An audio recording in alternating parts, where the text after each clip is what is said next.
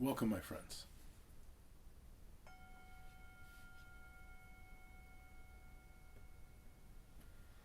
Welcome to Touching the Edge.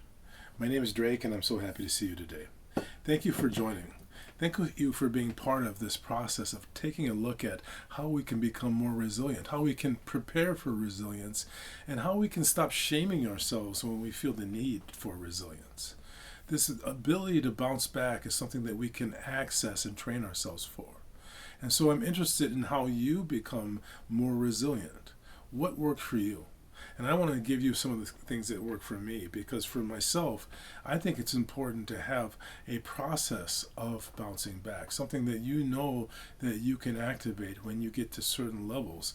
When you get to certain points where you find yourself in crisis, you can activate these principles and move yourself towards the process of bouncing back.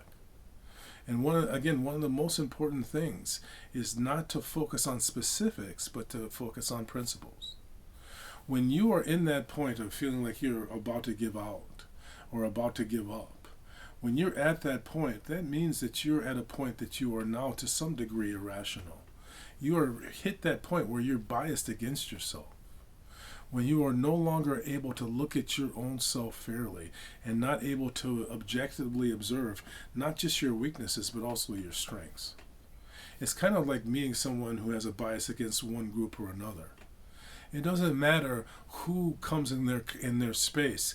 If someone comes from that other group, if they're biased against black people, if they're biased against white people, if they're biased against gay people or trans, whatever the bias might be, if they're biased against Americans or Russians, whenever someone comes in their vicinity from that group, they automatically are having some sort of resentment towards them.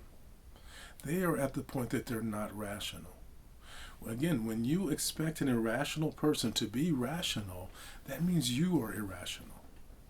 When you expect an irrational person to be rational, that means you are irrational. So when you get to the point where you really feel like you can't make it any further, you have reached that point where you are no longer rational. So it's important not to look at your decision making at that time. That's what I would tell people. Don't make any decisions while you're in this place. And so it's important for us to recognize that when we're not in our rational frame of mind, that we want to rely on principles rather than specifics.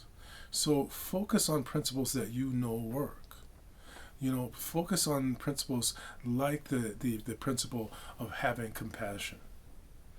Compassion is one of those things that you don't have to think about. You know that it's something that is what you want to move towards. Compassion is learning to have a deep sense of listening. So when you're listening intently, you're moving towards your best self. So these are some of the ways that we can activate bouncing back when we don't know what to do. Rely on principles. Again, remember, you may not know exactly what to do, but you know what principles to rely on. Have compassion, be kind, learn to experience joy and making progress. Learn to frame things in ways that makes you feel like you're winning. And remember the principle of positive indifference. No matter what you have going on, you are lucky to be you. When you activate principles like this, compassion, kindness, joy, and positive indifference, you move towards bouncing back. What are you doing to bounce back? Let us know, because we need to bounce back together. I'm going to ring the bell. I'm going to ask you to listen carefully. Here we go.